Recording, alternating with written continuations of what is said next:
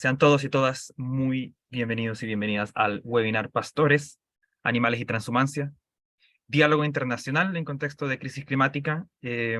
Estamos extremadamente contentos con la diversidad de participantes que tenemos. Tenemos distintas agrupaciones, desde ganaderos, investigadores, investigadoras, servicios públicos, estudiantes, ONGs, entre varios otros. Bueno, primero que todo, esta sesión está siendo grabada para quien no pueda haberse conectado o tenga que salir antes por alguna u otra razón. Luego agradecer a las comunidades y agrupaciones ganaderas que nos acompañan hoy y a la Fundación Yastay por facilitarnos este hermoso material audiovisual. Primero es necesario señalar que este webinar es organizado por Coexiste. Somos un grupo interdisciplinario con amplio historial de colaboración con comunidades transhumantes del centro norte de Chile. Y hoy, ¿qué nos convoca? La necesidad de conocer un poco más de experiencias de estudio en Chile y contrastarlas también con experiencias internacionales. Hemos creado esta instancia porque creemos fundamental reconocer el cómo se lidia con el contexto de crisis climática e incertidumbre en distintas realidades. El objetivo de hoy es crear un espacio de discusión y reflexión entre actores que han visto estas realidades y han dedicado buena parte de su vida a estudiarlas. Y dicho esto, quisiéramos presentarnos como equipo facilitador. No sé, Solange, ¿te quieres presentar?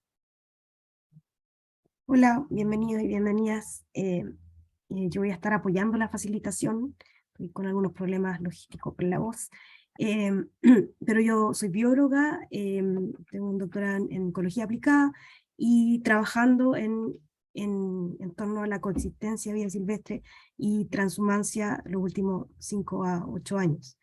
Y también miembro cofundadora de Coexiste.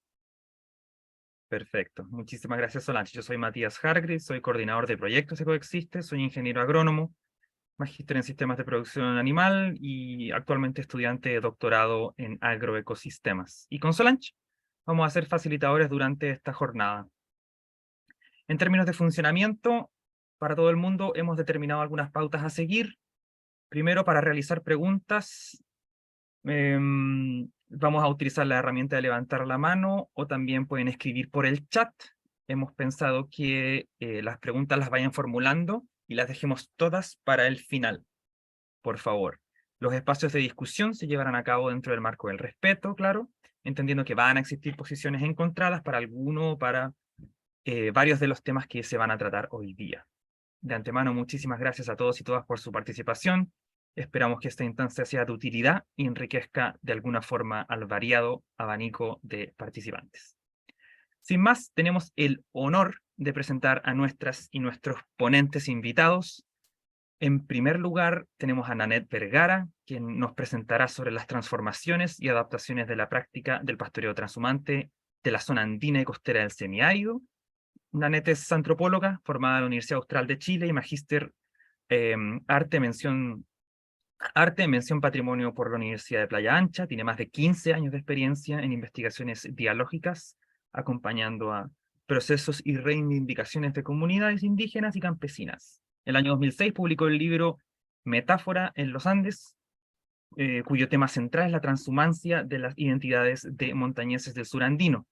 Desde entonces ha sido uno de sus principales intereses de investigación, recientemente logrando ingresar la crianza caprina pastoril del río Choapa al registro de patrimonio cultural inmaterial de Chile del MINCAP.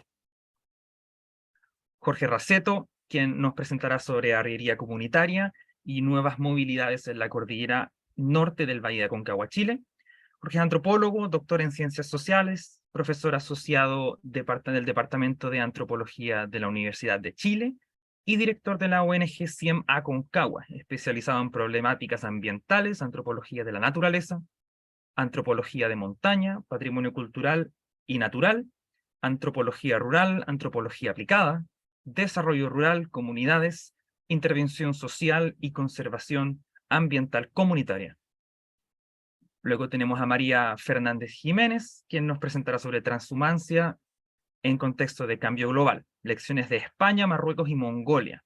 María es investigadora senior y profesora jubilada del Departamento de Administración Forestal y de Pastizales de la Colorado State University. donde dirigió el Laboratorio de Sistemas Socioecológicos de Pastizales entre el año 2003 y 2021. Trabaja con comunidades ganaderas y pastoras en el oeste de Estados Unidos, España y Mongolia para apoyar la gestión sostenible y equitativa de los pastizales a través de la coproducción de conocimientos y la investigación. Estudia cómo los pastores toman decisiones y cómo sus decisiones afectan los sistemas socioecológicos de los pastizales. Y por último tenemos a Pablo Manzano, del Centro Vasco para el Cambio Climático, que nos presentará sobre las funciones ecosistémicas en tierras de pastura y sus dimensiones económicas, sociales y culturales.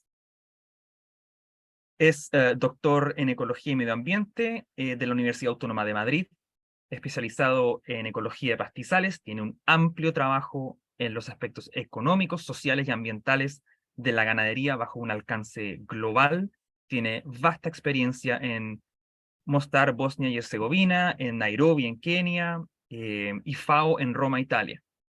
Ha hecho consultorías para FAO, el Banco Central y varias otras instituciones. Su principal enfoque es la integración del trabajo transdisciplinario en los socioecosistemas pastoriles. Cada una de estas charlas va a tener una duración aproximadamente de 20 minutos y como dijimos, les solicitamos vayan formulando sus preguntas y pueden dejarlas en el chat y todas las vamos a dejar para al final de las 4 presentaciones. Entonces, sin más, los dejo con nuestra primera ponente, Nanette Vergara. Bienvenida y buenas tardes.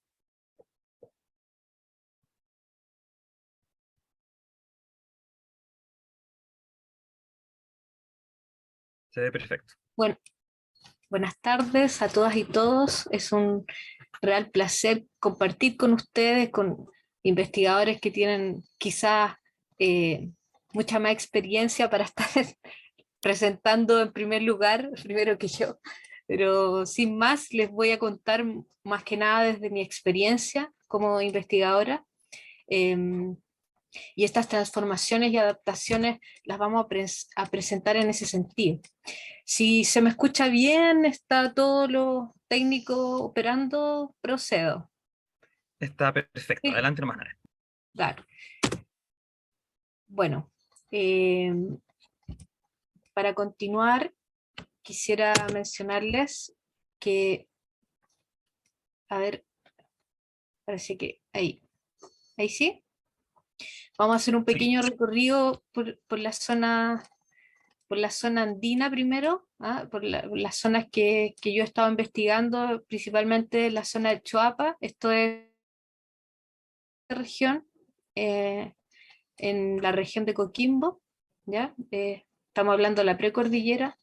Este es un mapa hídrico. Nosotros vamos a hablar de esta zona, ¿cierto? Que son los afluentes del río Choapa y de cómo estas identidades que confluyen en esta zona altoandina van configurando, ¿cierto?, una entidad criancera, transhumante, que va a tener algunas repercusiones también en la costa. En la zona aquí, por lo que ustedes ven, esta es la Punta de Vaca, es una caleta de pescadores que se llama aldea al sur de la región comuna de Coquimbo. Entonces vamos a hacer estas dos, les voy a mostrar estas dos experiencias de investigación que he hecho en la región. Decirles que el objetivo de esto que voy a presentar es evidenciar secuencialmente los procesos de transformación y adaptación de la práctica de pastoreo transhumante, resaltar la adaptación al incorporar el reconocimiento del PCI crianza caprina, y situar la dimensión cultural como una oportunidad para la mantención de la práctica e identidad criancera en el tiempo. Las perspectivas teóricas, bueno, aquí rescato la idea que plantea Gregory Bateson, que el equilibrio dinámico, siendo clave para comprender que la antropología se mueve en un campo heurístico de convergencia entre el relativismo y el racionalismo, en tanto que la fase analítica del discurso teórico puedan ser nutridas con el trabajo de campo, abriendo así posibilidades de diálogo político, representación en la relación de poder de las comunidades estudiadas, en este caso, los crianceros. Algunas definiciones de la crianza caprina de los pastores desde el nomadismo. Ustedes dirán, ¿por qué el nomadismo si es una perspectiva descartada teóricamente? Bueno, creemos que hay que hacer una revisión de este concepto Nos vamos a entender la crianza caprina de los pastores atendiendo el devenir del nomadismo como un principio humano, más bien filosófico, basado en la evidencia etnográfica, ¿cierto? Ahí hay algunos autores que están trabajando esta perspectiva también de varios años atrás, pero esto es lo más reciente, que es más que una pérdida cultural histórica, como algo que ya se haya descartado, ¿sí? Entender que el sedentarismo como parte es un proceso colonial para la reducción de ocupación de tierras nativas. Esto ocurrió en etapa, ¿cierto?, de hace 500 años atrás, y que hoy se reinventa por medio de un modelo económico extractivista instalado en la alta montaña, con un tratado binacional minero, ¿ya? Que de alguna medida establecido un espacio de extracción de mercancía en toda la área donde habita y convergen estas identidades culturales. Entender que la transhumancia ha sido entendida desde un concepto técnico de ocupación temporal del espacio ecológico. Hablamos de las veranadas e invernadas desde un punto de vista ganadero, ¿cierto? Más que de la lógica cultural. Por lo tanto, quiero evidenciar desde esa perspectiva esta presentación, que las comunidades vuelven a activar las comunidades de tierras de precordillera de ocupación ecológica para el libre pastoreo, asignadas durante el proceso de reforma agraria, en el caso específico del Choapa. Y la crianza es un concepto que se basa en el afecto de mutua dependencia y la reciprocidad en la relación ser humano y naturaleza. Y que esta investigación se nutre de la arqueología, la etnohistoria y la etnografía.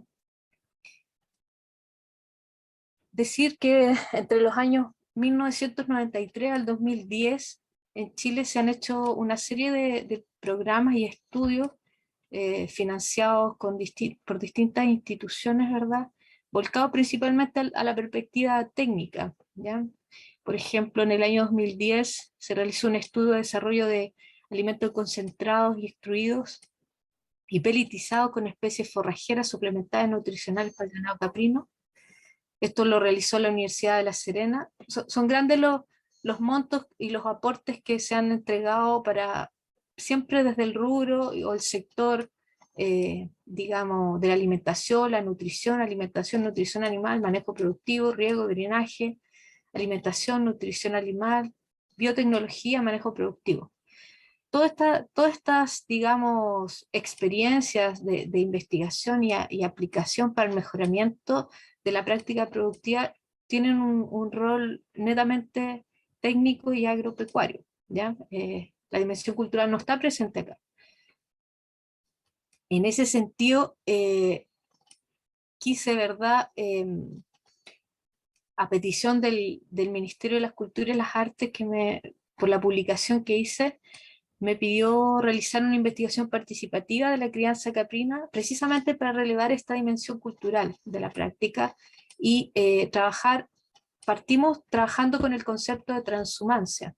Bueno, tuvo que tener algunas transformaciones, principalmente porque transhumancia es un concepto venido de los geógrafos, ¿verdad? Principalmente, que como les decía hace un momento, trata de la ocupación temporal, pero no es un concepto que sea, digamos, ocupado desde la perspectiva de los propios actores, que en este caso son los crianceros. Ellos se llaman a sí mismos crianceros de cabra, ¿ya? Y ese concepto fue posible instalarlo en el Ministerio de Agricultura por los propios, digamos, productores de esta dimensión cultural, y por lo tanto se relevó ese concepto en la denominación del elemento de patrimonio cultural inmaterial, ¿ya? La crianza caprina pastoril del río Choapa, porque está situado en ese lugar.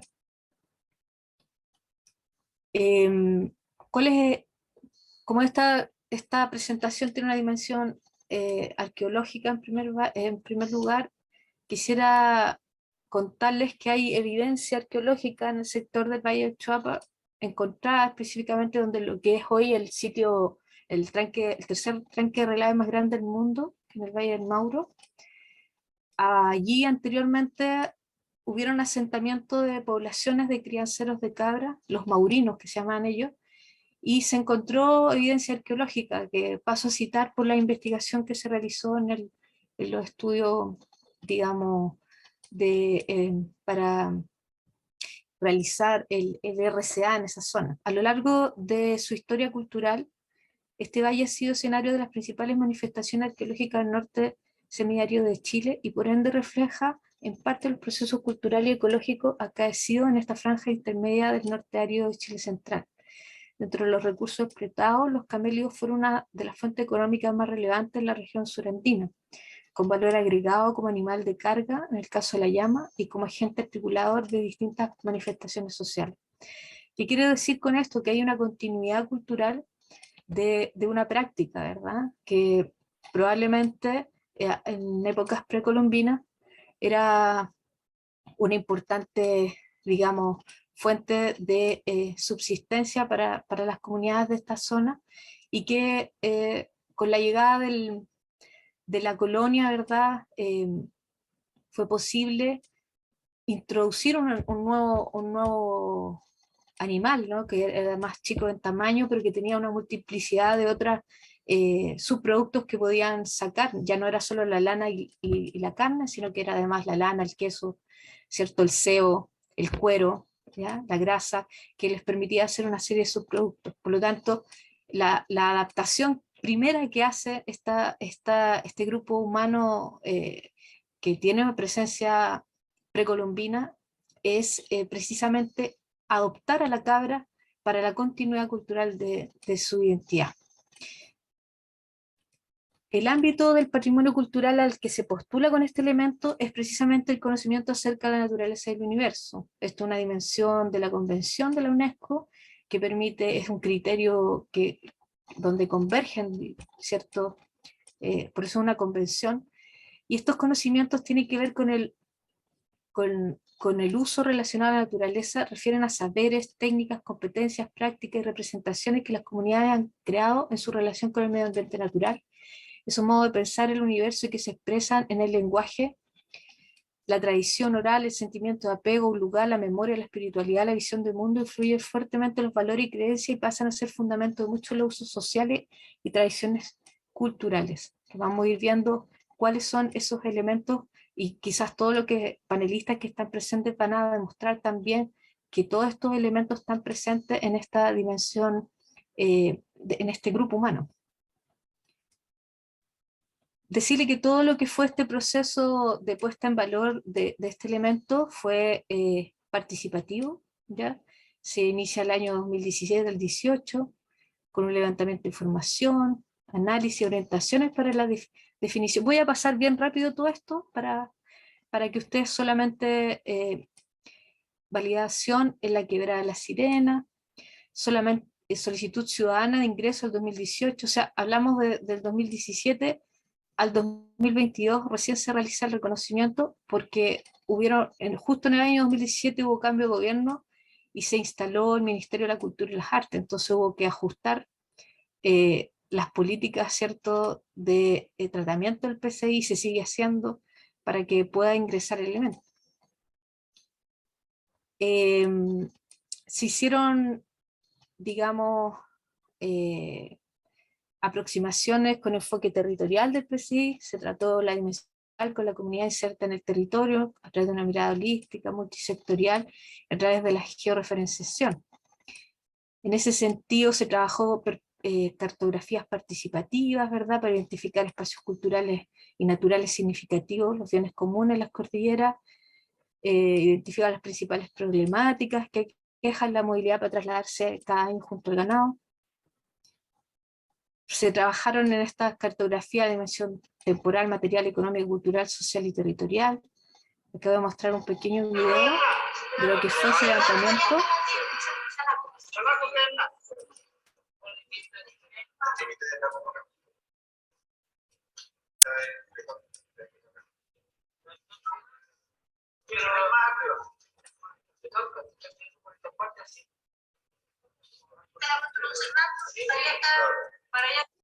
Bueno, con esto quiero mostrarle que fue un proceso absolutamente participativo que devino en el mapeo, ¿cierto?, de todas las posturas de los arrieros en la alta cordillera, georreferenciada, ¿verdad?, todas asociadas a los lugares digamos, de acceso a los recursos hídricos. Digamos, pusimos establecer, entre otras cosas, los lugares residenciales, los lugares laborales, donde ellos, los metros que ocupan a diario, ¿cierto? Por ejemplo, para moverse dentro de su espacio residencial, en la invernada se transitan alrededor de 15 kilómetros, en cambio la cordillera son alrededor de 4 kilómetros. Bueno, todas esas dimensiones fueron registradas. Hubo un árbol de problemas, ¿verdad? Que tienen que ver con las causas naturales, económicas, culturales, las causas ambientales de todo lo que ha vivido este grupo humano. Tiene que ver con el calentamiento global, entre las causas naturales, el derretimiento de glaciares, el invierno altiplánico, los depredadores naturales, ¿cierto? Y la edad avanzada de los cultores. Entre las causas económicas, pago de talaje, en las comunidades de tierra, pago de transporte. En definitiva, hay mucho detalle acá de las problemáticas que viven ellos, que en algún momento se las puedo hacer llegar. Yo sé que en este momento hay mucha heterogeneidad de público viendo esta presentación, pero claramente aquí hay muchos elementos que cada uno de ellos tiene una connotación distinta que abordar, y que los 20 minutos no me van a alcanzar a dar cuenta de ello. También presentamos un árbol de soluciones, y en ese sentido es importante señalar que va a empezar a trabajar gracias a este reconocimiento en estos elementos que están aquí dimensionados. Por ejemplo, para las causas naturales pensamos que es urgente, y no solo se señala en la provincia del Choapa, acceso a postura de teléfonos satelitales, habilitar los espacios de salud más cercanos, establecer el helipuerto estratégico de la cordillera, etc. Dentro de las causas económicas también hay soluciones, ¿no?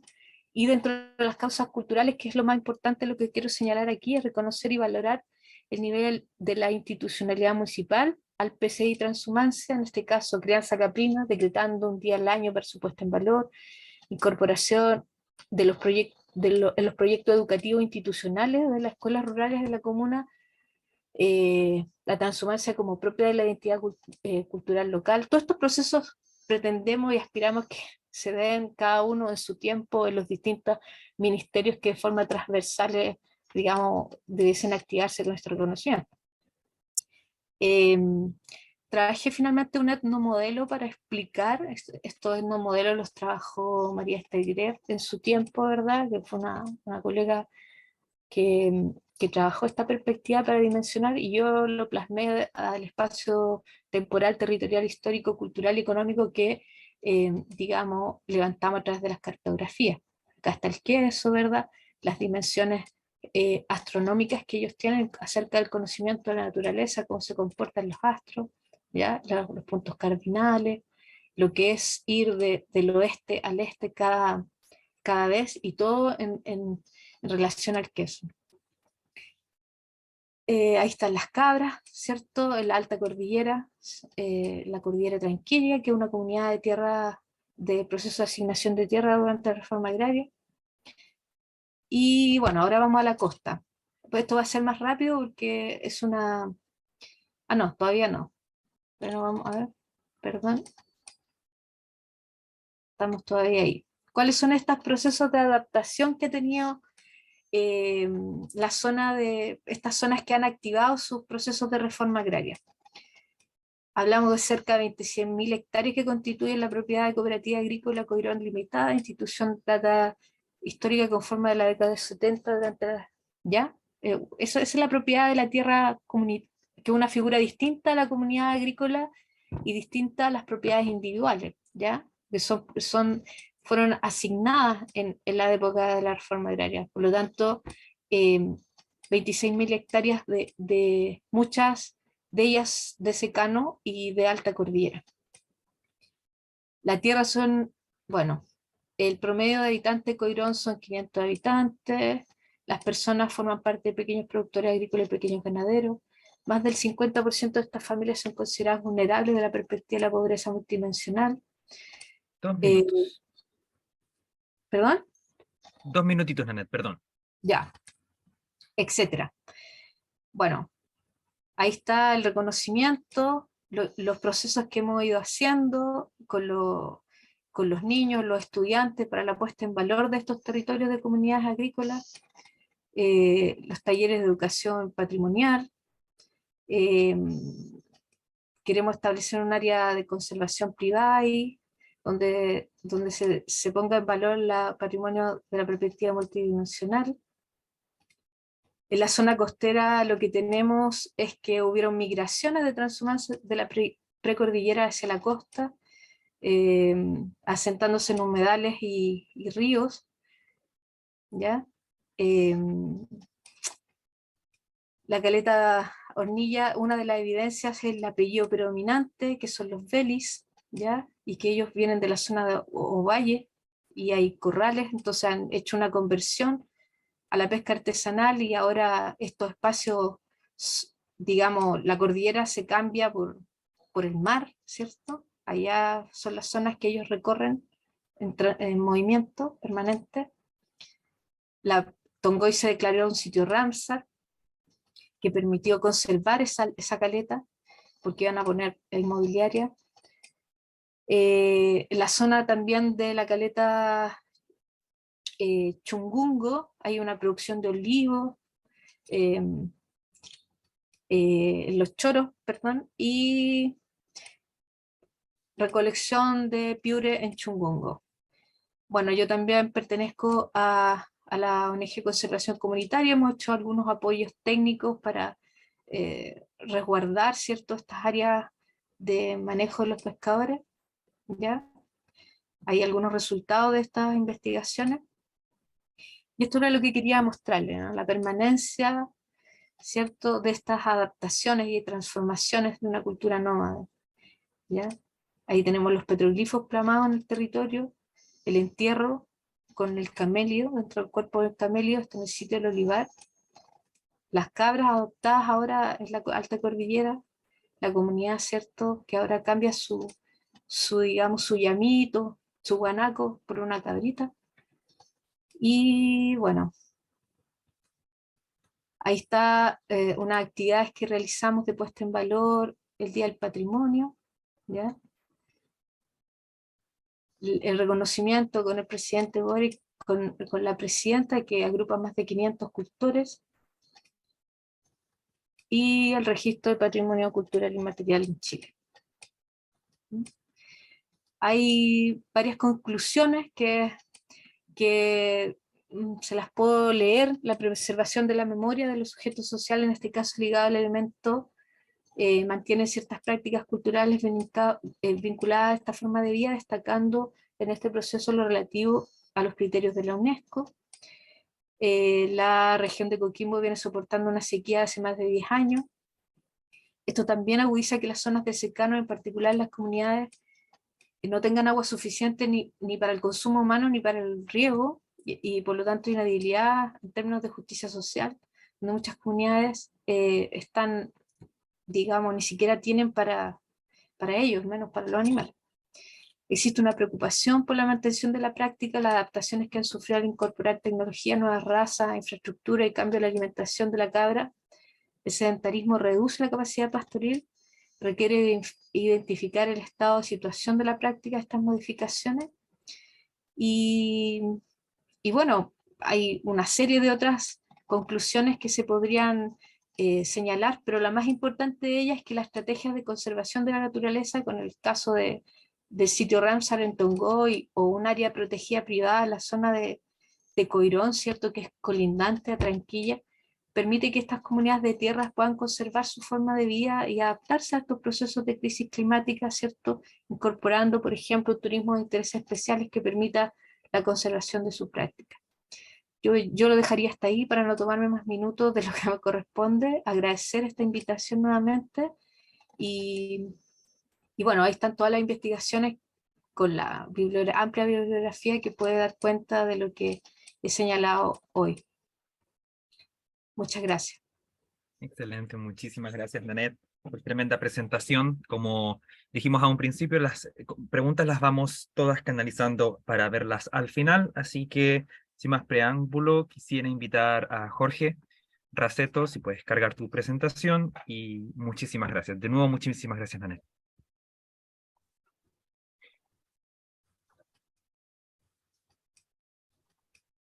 Ahí se ve, ¿se está viendo? Se está viendo, faltaría la pantalla completa nada más. Que la estoy... Ahí. Ahí sí. Ahí está, perfecto, y pues sí. Ok, adelante. Vale, muchas gracias a Coexiste por la invitación. Es un placer y un honor estar en este espacio compartiendo algo de la experiencia que hemos ido construyendo en torno a la realidad comunitaria y algunas reflexiones respecto a las nuevas movilidades que hemos podido observar acá en lo que llamamos la cordillera norte del Valle de la Concagua en Chile Central. Contarles que a través de bastantes años hemos estado acompañando algunas experiencias comunitarias acá en el Valle de la Concagua a través de la organización de la Corporación Cima Concagua, que es nuestra organización principal de arraigo aquí en el Valle, también con la colaboración del Departamento de Antropología, con muchos estudiantes, tesistas, colaboradores y colaboradoras durante tantos años, y también particularmente ahora en Proyecto Fondesit, donde colaboramos también orientado básicamente a entender algunas lecciones que las comunidades actuales, las cordilleras, los pueblos de la cordillera, eh, que nos enseñan respecto al cambio climático y al extractivismo. Entonces, bueno, agradecerles esta experiencia, esta invitación y simplemente referenciar la ubicación. Estamos acá en Chile Central, en el Valle de la Concagua, particularmente en las comunas de Putaendo, San Esteban, Santa María y Los Andes, eh, y donde hemos puesto el énfasis durante estos años en acompañamiento a ganaderos de montaña. Hablamos indistintamente de ganaderos, preferentemente ganaderos de ganado mayor, pero también son crianceros y ganaderos de ganadería menor, valga la redundancia, y que son ganaderos hoy y que de alguna manera son herederos de tradiciones y prácticas de ganadería trashumante desde muchas generaciones. Eh, una de las características que más nos ha concentrado y que sobre las cuales hemos también puesto nuestros ojos y nuestro acompañamiento son las comunidades de campo común, que son realidades relativamente poco conocidas en Chile y en general en el mundo. Obviamente son parte del interés de muchos de los presentes acá en este espacio y seguramente que también conocidas por los participantes. Pero sí vale la pena resaltar que ellos son propietarios y usuarios colectivos de grandes extensiones de montaña en estos escenarios montañosos que son también semidesérticos y aparentemente abandonados. Se dice que son montañas prístinas donde no hay mayor intervención humana, pero la verdad son escenarios cálidos y calientes de alta intensidad y de encuentro también de altas tensiones. Pero son territorios ocupados durante muchas generaciones, originalmente por ganaderos libres, indios, mestizos, etcétera, fugitivos durante toda la época colonial, y que tardíamente fueron reconocidas en propiedad colectiva a las actuales comunidades propietarias de estas tierras, que se pueden reconocer más de 200 o alrededor de 200 entre lo que es la región de Coquimbo, el Valle de la Concagua, y particularmente en el Valle aquí nosotros reconocemos la existencia de 15 comunidades de diversidad de situaciones legales, son muy distintas. Estamos haciendo tal vez una generalización, pero en la mayoría de ellas encontramos prácticas y actividades relacionadas con la agricultura y la ganadería en pequeña escala, ¿no?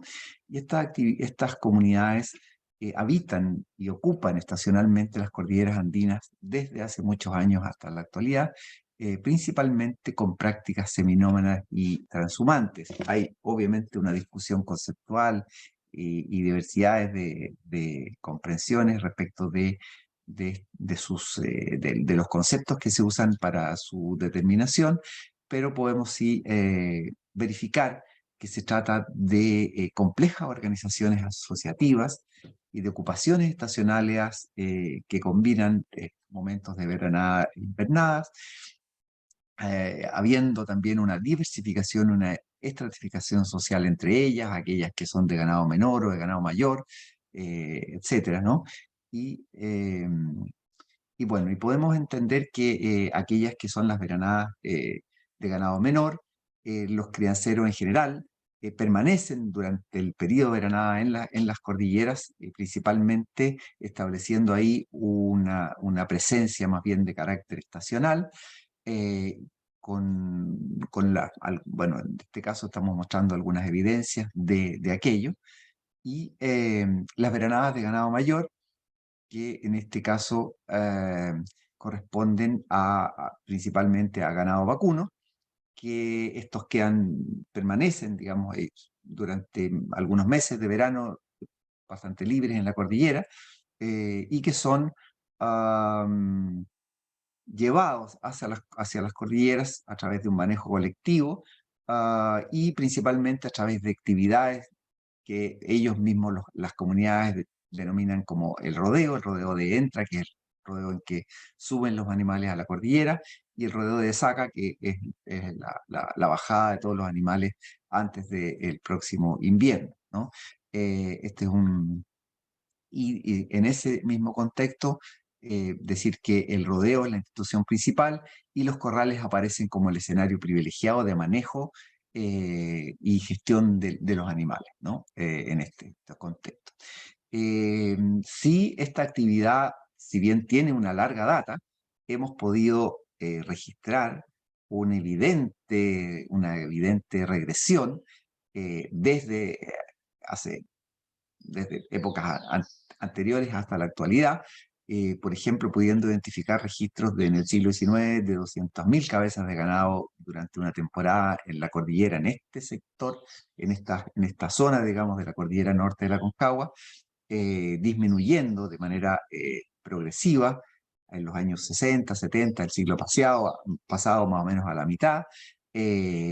Al año 2007 ya había un cuarto de aquellas cabezas de ganado que se podían reconocer en el siglo XIX, y hoy día podemos observar, digamos, una baja significativa, no sobrepasando las 2.000, es decir, podemos hablar de una reducción drástica que obedece a múltiples factores, esta reducción.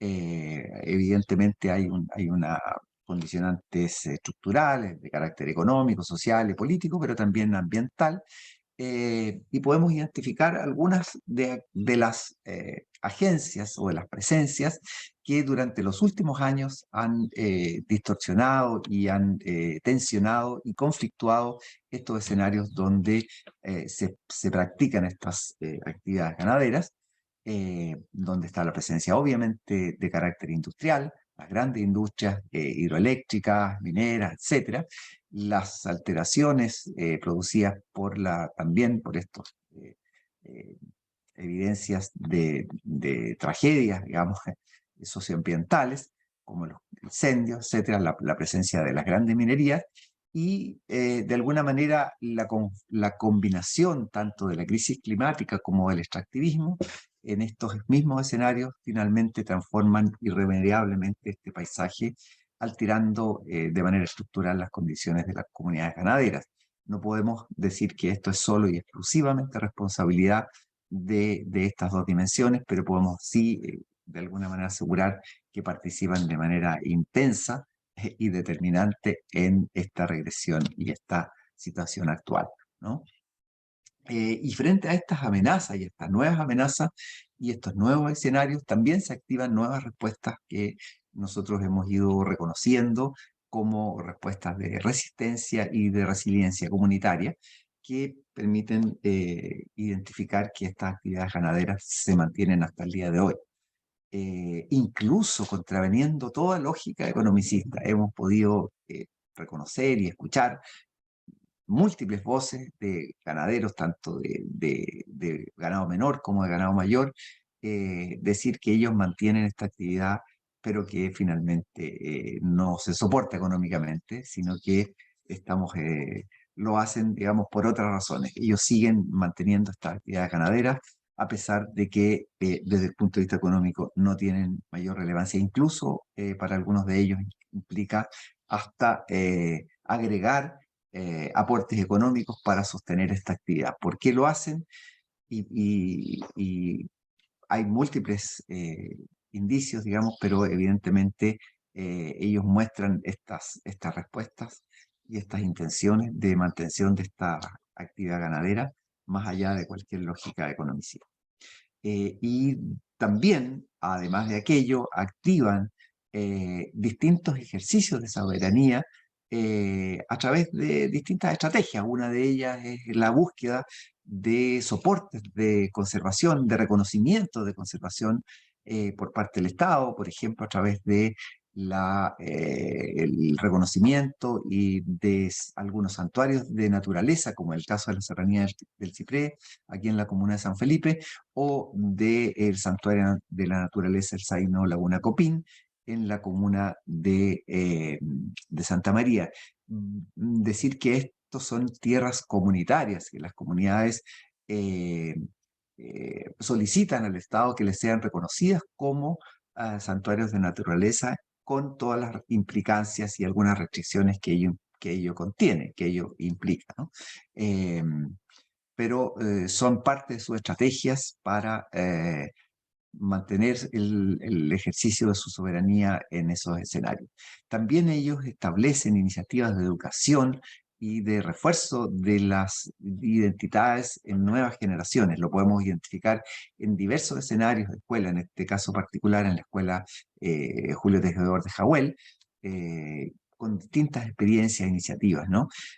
También hemos podido reconocer de alguna manera la exploración de nuevas relaciones con algunos otros seres de las cordilleras con los cuales ellos históricamente también han tenido conflictos y de alguna manera también los puedan tener, digamos, como el caso del guanaco, el puma y otras especies con las cuales han convivido durante todos estos años. Pero hoy día vemos algunas resignificaciones en estas relaciones que indican también una posibilidad de nuevas comprensiones mutuas en esos escenarios, ¿no? Ellos implementan de manera permanente travesías de reconocimiento, ejercicios finalmente que tienen que ver con la soberanía en esos escenarios. También defienden cuando es necesario sus territorios. Estamos hablando de realidades diversas, pero cuando hay una amenaza de alguna intervención, sea pública o sea privada, son también son capaces de movilizarse, de hacer algún tipo de ejercicio más bien de fuerza también para defender lo que consideran sus escenarios, sus territorios, también actualizando sus identidades y también construyendo nuevas soberanías simbólicas, ¿no? Mostrando también que los tiempos pasan y que es necesario también actualizar este tipo de dimensiones, ¿no? Presencias que de alguna manera van marcando una relación entre las formas pasadas, pero también vigentes hasta el día de hoy, y también nuevas. Ellos de alguna manera en este caso también reconocen los vínculos con las evidencias anteriores, ¿no? Con las evidencias del pasado y construyen relaciones de valoración y en algunos momentos también, por ejemplo, construyendo procesos de patrimonialización de esas materialidades, intentando hacer conexiones entre el pasado y el presente, y en este caso particular podemos reconocer el caso del reconocimiento de los corrales del Chalaco como monumento histórico aquí en la comuna de Putaendo, donde las comunidades locales fueron gestores activos de este reconocimiento y la defensa de estos corrales que iban a ser destruidos por la construcción de un embalse. Sin embargo, efectivamente la comunidad se activa y logra la detención de la destrucción al menos de estos corrales y el reconocimiento por parte del Estado como un monumento histórico, lo cual muestra también las capacidades de las comunidades para marcar e inscribir soberanías sobre sus tierras, sobre sus territorios, ¿no? En todos estos escenarios, digamos, marcando estas evidencias y mostrando los valores que estas experiencias colectivas implican, ¿no? podemos también verificar que ellos valoran los saberes. Hay una enorme cantidad de saberes anclados en la experiencia de las personas mayores, y que ellos valoran y reconocen como poseedores y portadores de sabidurías también antiguas, pero también de la misma manera podemos encontrarnos hoy día con novedades, con jóvenes, también con novedades, incorporando, abriendo novedades de género y de generación, con jóvenes, hombres y mujeres, digamos, abriéndose pasos a través de organizaciones, como en el caso de la agrupación ecológica Campos de Ahumada, que busca también asumir nuevos liderazgos y nuevos roles en la conservación y en la gestión de.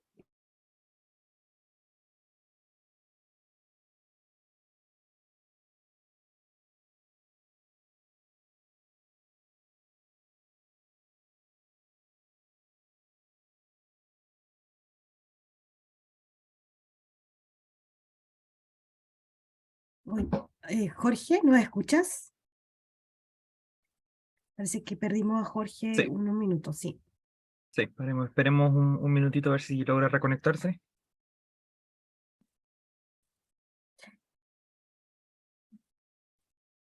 Jorge, ¿nos escuchas? A ver, Sí, estamos teniendo algunos problemas técnicos con la perdido conexión de Jorge. Estamos esperando un minuto a ver si se reconecta. Si logra reconectarse.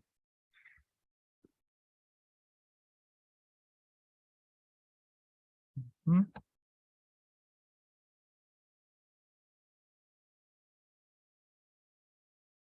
Perfecto.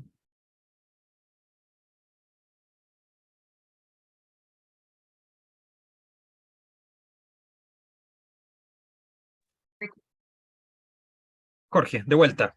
Algo pasó, Algo pero pasó. estaba cerrando ya. Estaba Vamos de nuevo. cerrando. Así que está bien, ¿no? Agradecer, bueno, Oh, ok. agradecer además principalmente yo no sé si pasó mucho tiempo, ¿no? Porque no me di cuenta, No, yo seguí no, no, hablando. no. Pero simplemente para cerrar, agradecer obviamente la invitación a las comunidades, a las organizaciones locales, obviamente que son las que sostienen esta realidad y nos permiten construir de alguna manera una esperanza en estos escenarios tan complejos y tan desesperanzadores de alguna manera.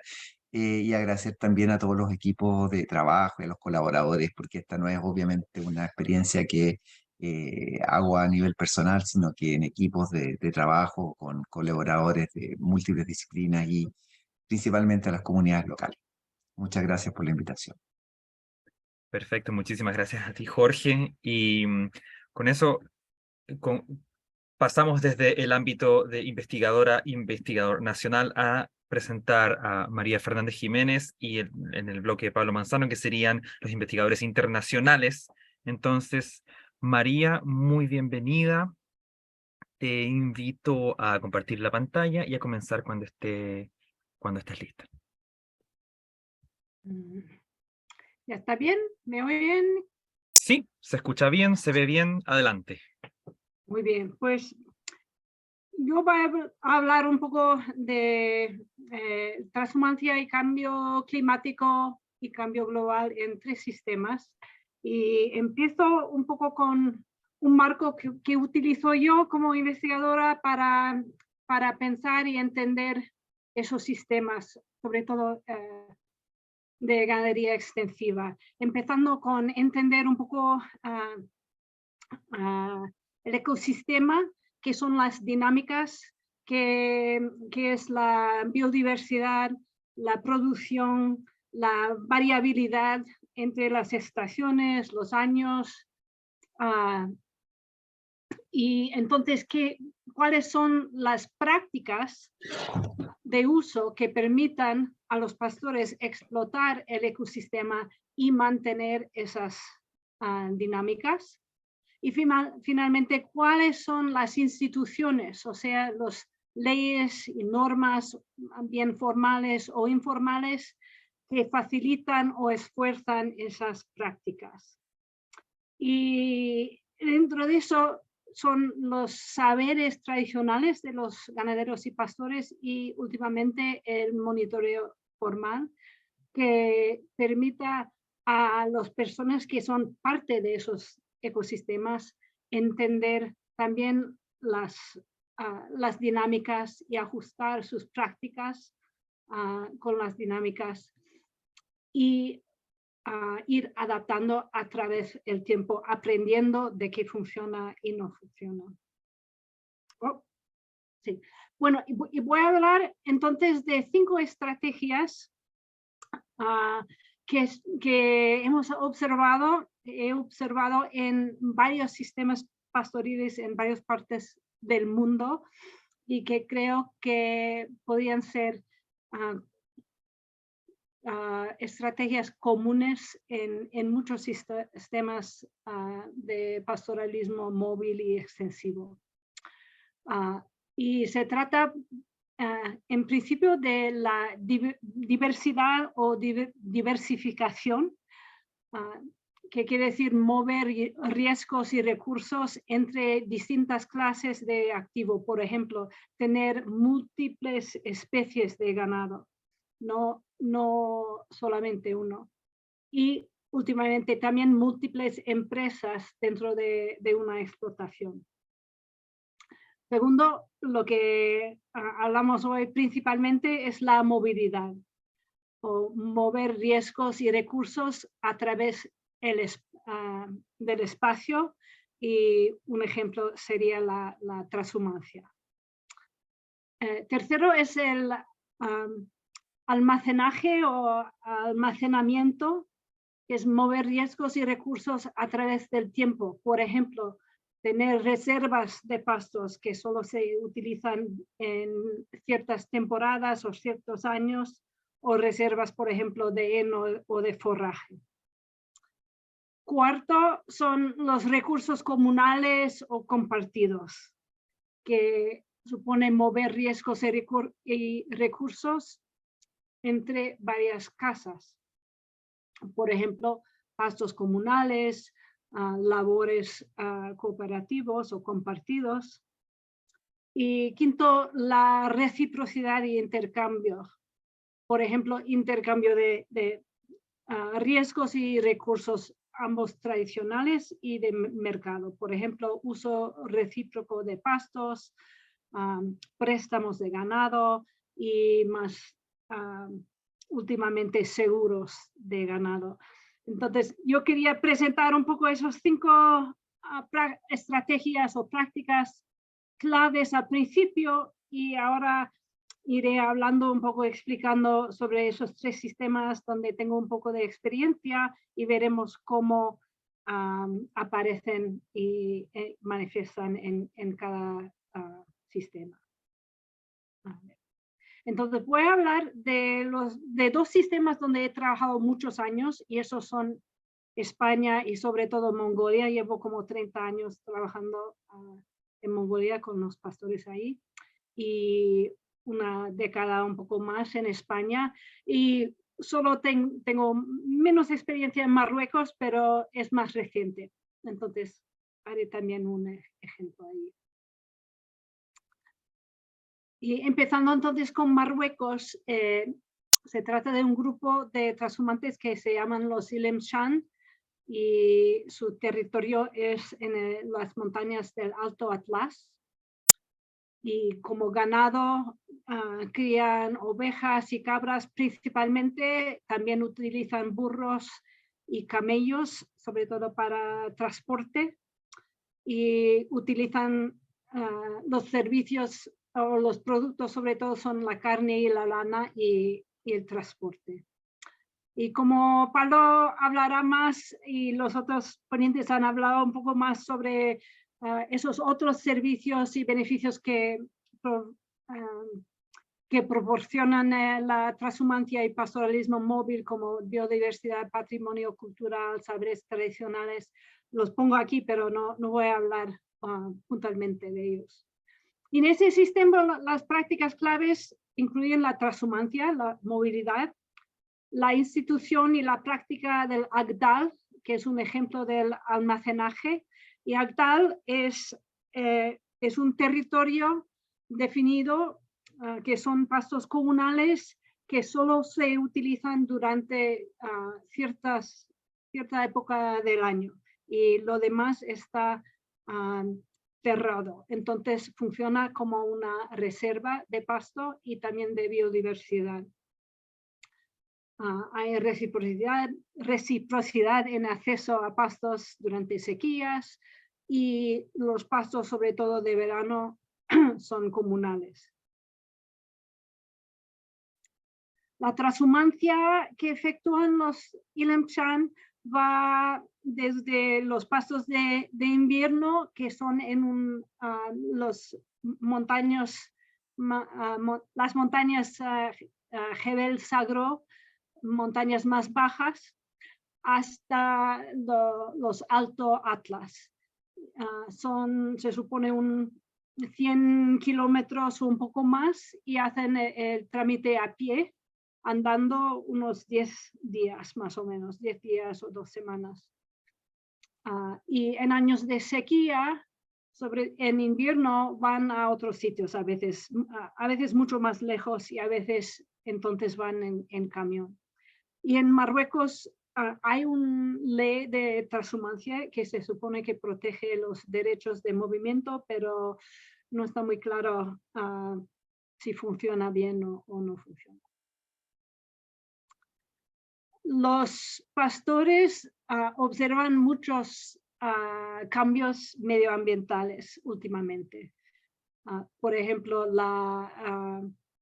disminuye la cantidad de lluvia y los niveles de ríos, lagos y fuentes y la cantidad de nieve, y aumenta la intensidad de la lluvia. Interesante que no mencionan mucho o no se quedan de acuerdo todos si hay cambios de temperatura que experimentan o no. Pero sí están de acuerdo que la cantidad y la calidad de los pastos va empeorando y el número de especies de plantas también va de más a menos y se aumenta la erosión y la superficie de suelo desnudo.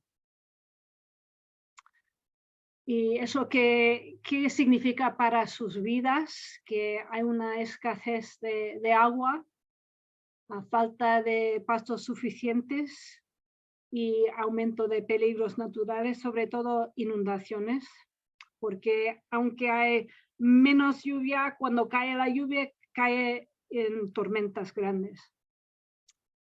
Y para ellos lo que siguen haciendo es mantener el Agdal, mover largas distancias con más frecuencia, dar comida suplementaria, y en ese grupo sobre todo parece que hay muy poco relevo generacional y en la próxima generación habrá pocos que siguen con esa tradición.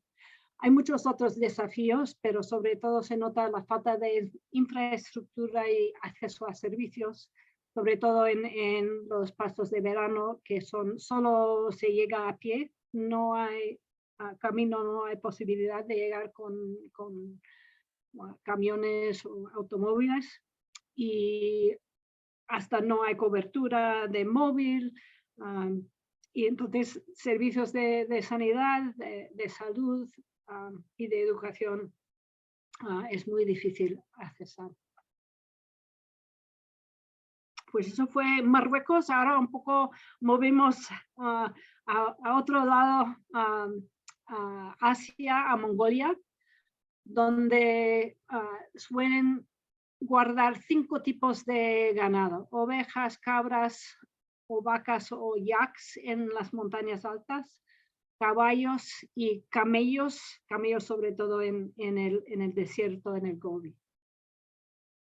Utilizan para carne, leche, lana, fibra, cuero, transporte, hacen como cientos distintos tipos de productos de la leche. Un ejemplo aquí es el queso que es un queso hecho de yogurt, que se conserva muy bien todo el año y es un producto muy, muy típico de todo Mongolia, pero cada región tiene su especialidad dentro de eso. Prácticas claves, la movilidad, desde luego, suelen mover cada estación, tienen un terreno de pastoreo diferente cada estación y a veces mueven durante las estaciones también y mueven los animales y también su casa. Es una, se llama en mongol gir, a lo mejor lo conocen como una yurta, pero mueve la familia, la casa y todos los animales. También tienen otro tipo de movimiento y hablaré de eso en un momento. El almacenamiento de pastos es muy importante. Siempre dejan parte en la zona que van a utilizar en invierno y primavera y no lo tocan durante el verano y el otoño, porque ahí no hay posibilidad de comprar pienso, por ejemplo. La reciprocidad en acceso a pastos es importante y son todos pastos comunales.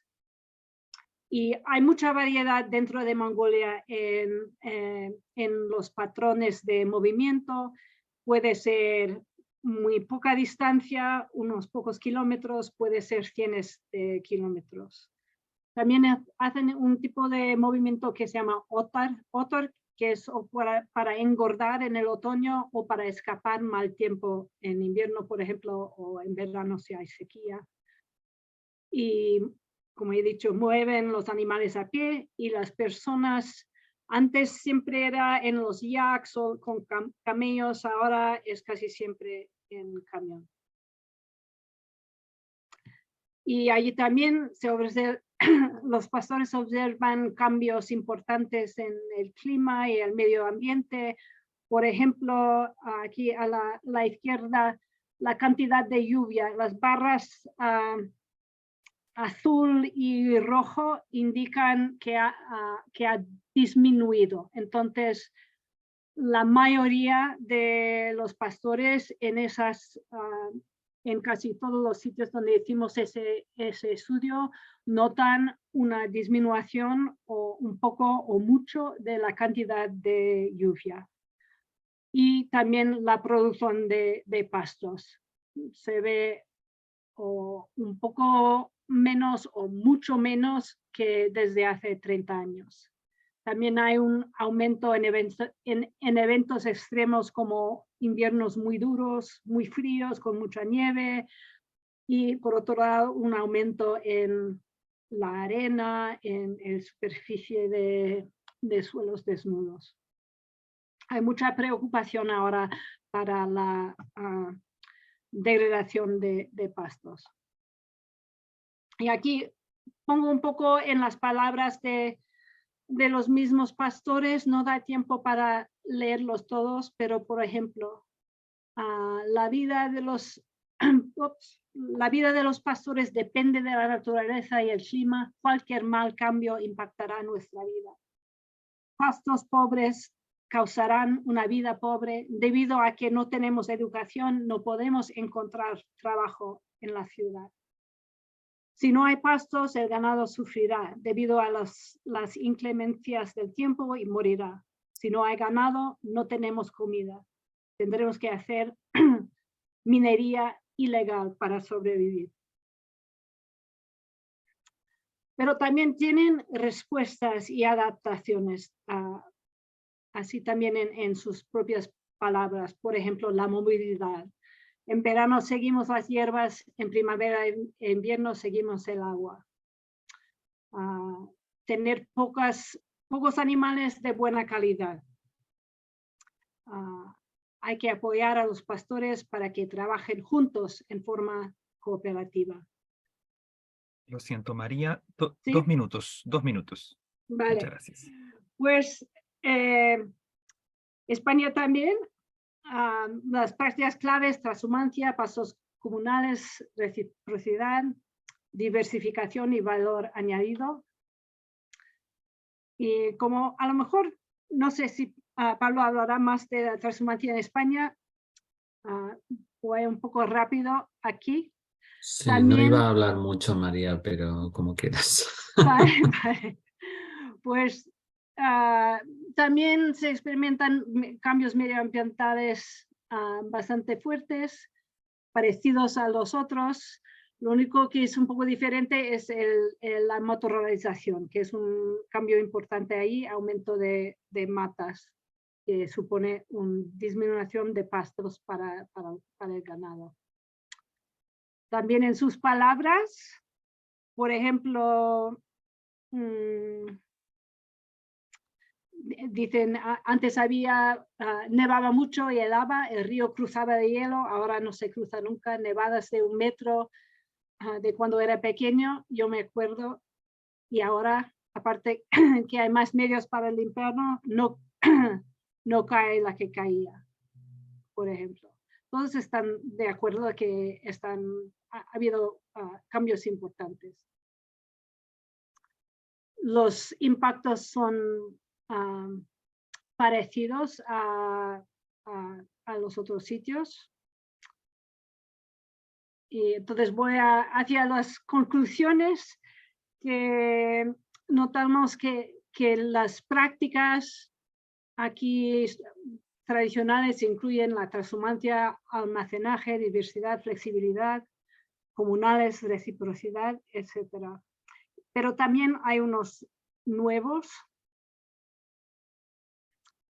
Y yo diré que las estrategias tradicionales como transhumancia siguen siendo relevantes y más importante que nunca hoy en día.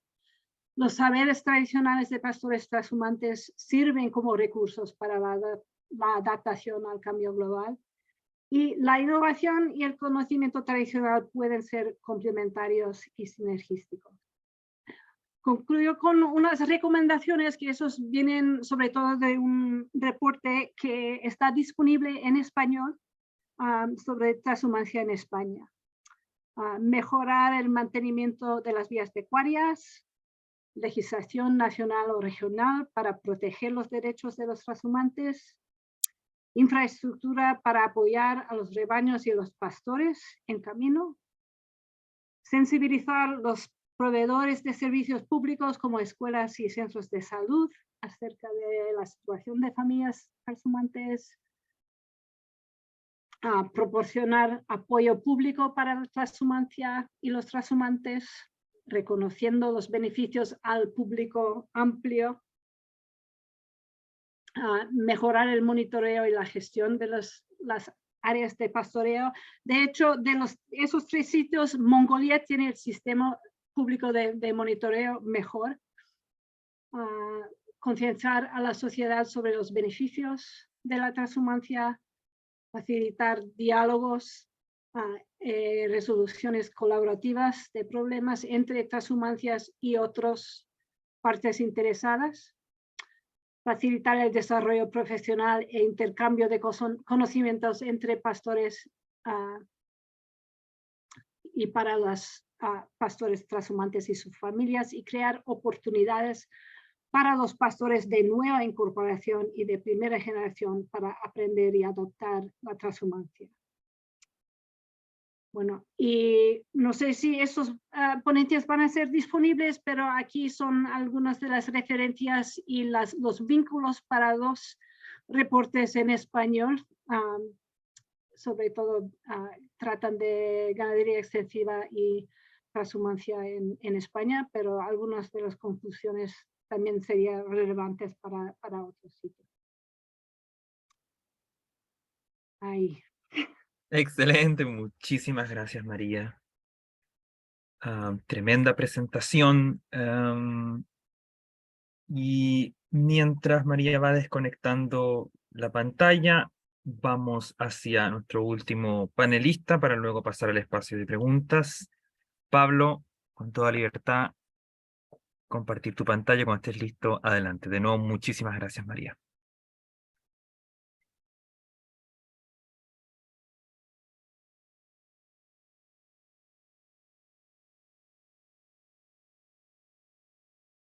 Vemos perfecto, pero no sé si estás hablando, Pablo, pero tienes el micrófono en silencio. Perdón que he empezado a hablar yo solo, aquí sin cámara y sin micrófono. Ahí Bueno, está lo perfecto. primero os quería dar las gracias por invitarme a este evento, Ujú. que es un honor. Y bueno, también gracias a los otros ponentes. Yo por complementar me gustaría hablar precisamente de la parte más ecológica y de cómo eso se engarza en estos factores económicos, sociales y culturales de los que ha hablado María. En este sentido es importante, porque es un factor que siempre aparece en la discusión, el hablar el valor, digamos, ecológico que tiene la herbivoría y dónde está el pastoreo en este marco, ¿no? Es importante porque ahora mismo tenemos una acción política en muchos sitios y una acción de medios de comunicación que nos están contando que los herbívoros son malos y que para luchar contra el cambio climático y la pérdida de diversidad lo que necesitamos son bosques. Y bueno, es importante decir que esto es una idea que se ha extendido mucho en la sociedad y se ha extendido mucho incluso entre algunos científicos, aunque no aquella ciencia de la vegetación, y eso es importante, sino más bien gente que toca un poco el piano de oído. Pero hay evidencias científicas importantes y por eso he puesto este trabajo de este año que muestran que la herbivoría es importante para la biodiversidad, es importante para la mitigación y para la adaptación al cambio climático. Y además pongo un ejemplo de un trabajo que habla de animales salvajes. Porque bueno, en cuanto hablamos de pastoreo, a mucha gente le van a empezar a pitar los oídos, ¿no? Entonces es mejor empezar por ahí, que los animales silvestres, herbívoros, son importantes para los ecosistemas. ¿Y de qué ecosistemas hablamos? Porque estaba hablando de esta sobreinterpretación del bosque. Bueno, pues aquí hay que preguntarle a Bond, pero no al agente secreto, sino a un señor surafricano que es un ecólogo de vegetación, que ya en el año 2005 formula una hipótesis sobre que el mundo no es tan verde como se piensa, sino que tiene zonas que son marrones y negras, marrones por el estiércol de los herbívoros y negras por el efecto del fuego. Y esto es una realidad que nos ha acompañado en el planeta en los últimos 12 a 15 millones de años. Lo que pasa es que hemos perdido un poco la referencia por cambios que han acontecido últimamente. Bond lo desarrolla en este libro y también a partir de los estudios de otro científico en los años 70 de Whitaker, que está hablando de las diferentes formaciones, los diferentes ecosistemas, que sobre todo los determina la vegetación, pero que también hay una zona que está aquí señalada, donde no está claro qué está pasando porque parece que hay estados alternativos del ecosistema, de bosques cerrados, pero también de sitios más abiertos. Entonces, hace falta clarificar qué está pasando aquí. Entonces, Bond, a partir de ese diagrama, elabora este mapa, ¿no? Esto, a partir de la precipitación y la temperatura media anuales, sería la extensión que tienen estos ecosistemas abiertos, que él los llama, que son zonas como las sabanas africanas, que tenemos claro que pueden ser bosques y pueden no serlo, dependiendo de la interacción con el fuego y con los herbívoros, pero vemos otras zonas que nos resulta mucho más inesperado. Desde luego aquí se incluye el Chile mediterráneo. A ver un momento que no me veo el cursor. El Chile mediterráneo aquí, pero también se incluyen otras zonas nada sospechosas de no ser bosques, como la costa este de los Estados Unidos, como casi toda Europa o como la costa este de China o incluso la India, que la India suele ser definida como una sabana, aunque muchos ecólogos indios dicen que no. Entonces, estos ecosistemas abiertos tienen esta pinta. Aquí he incluido dos fotos, una es del Parque Nacional de Cabañeros en España, que está bastante dominado por herbívoros, otro es el Masai Mara, que es una de estas zonas de África paradigmáticas por el efecto de los herbívoros, donde vemos que no es que sea ni un bosque ni un pastizal puro, sino que tenemos zonas llanas dominadas por hierba y zonas con más pendiente, aquí y aquí, donde aparece la vegetación leñosa, ¿no? Y la causa de que hayamos perdido, digamos, la referencia de cómo funcionan estos paisajes es que a partir de que el ser humano empieza a salir de África, se empiezan a extinguir grandes herbívoros que mantenían estos paisajes, ¿no? Y de hecho la pérdida es particularmente crítica en el continente suramericano, donde desaparecen 50 géneros de mamíferos. Aquí en este otro diagrama de otro paper más moderno, además vemos que claramente es una cuestión de tamaño. Ha quedado lo más pequeño y ha perecido lo más grande en sitios como el continente americano y también Australia, que es menos conocido, que aquí había un wombat, un marsupial, que pesaba 3,5 toneladas, era como un hipopótamo y que además era migratorio, porque en el primer trabajo que he compartido, la característica migratoria es muy importante para esta sostenibilidad. Y además esto coincide justo con la llegada de los humanos y también con ciertos cambios climáticos que le habrían dado la puntilla, pero son cambios climáticos que han pasado antes en la historia de la Tierra y desde luego en el Cuaternario y no se registraron estas extinciones. Así que la contribución de los humanos parece haber sido determinante. De manera que cuando vemos otros trabajos que analizan hasta qué punto los paisajes que creemos naturales están transformados, este es un artículo muy interesante del año pasado, pues básicamente se concluye que prácticamente todas estas zonas, es decir, todas las que no tienen estos colores de aquí, que son mínimas, son paisajes transformados, porque en mayor o menor medida hemos alterado lo que pasaba. Y además vemos que esta alteración, aunque es muy antigua y abarca muchos ecosistemas, se vuelve más fuerte conforme la población humana aumenta. Lo bueno es que tenemos paisajes culturales. Estos son dos fotos de España, de la dehesa, que a lo mejor algunos habrán oído hablar de este paisaje bastante manejado, o de las vías pecuarias, estas vías trashumantes de las que hablaba María, que dan un paisaje bastante similar, ¿no? De hecho, bueno, la dehesa tiene algunos problemas de no tener el estatus arbustivo, pero aquí vemos una cosa bastante más equilibrada. Y en cualquier caso son sitios que se reconocen de alta diversidad y alta funcionalidad ecológica. Hay un elemento aquí de estos grandes animales que faltan, que obviamente falta, que es los elefantes, pero los elefantes son reemplazados por prácticas culturales con herbívoros mucho más pequeños. Y aquí surge la duda, seguro que os hace gracia este vídeo, porque surge la duda entre muchos ecólogos de por qué los elefantes tiran árboles, porque tampoco es que se los coman, no son animales que tengan una dentición para consumir el follaje de los árboles o que sean herbívoros y sin embargo están en zonas dominadas por herbazales. Pero este vídeo así divertido lo he puesto porque el elefante, más que un herbívoro, es un desbrozador. Y ese desbrozador tiene la facultad de tirar árboles. No se sabe muy bien por qué, en este caso porque tenía alguna urgencia de picores, pero está claro que un animal de 7 toneladas tira árboles porque puede. Y esto es importante, porque si no tenemos esos animales vamos a necesitar prácticas, que en este caso son prácticas culturales con ganado doméstico, que permitan el mantenimiento de esos paisajes. Y aquellos que defienden el bosque por encima de todo nos van a estar diciendo que vamos a estar causando problemas por perder esos paisajes, pero insisto en que conseguimos algo maravilloso con esas adaptaciones culturales, y es que un animal de 40 o 50 kilos, como puede ser una cabra o una oveja, consiga tener un efecto en el paisaje parecido al que pueda tener un animal de 7 toneladas, y esto es algo positivo, mal que les pese a muchos.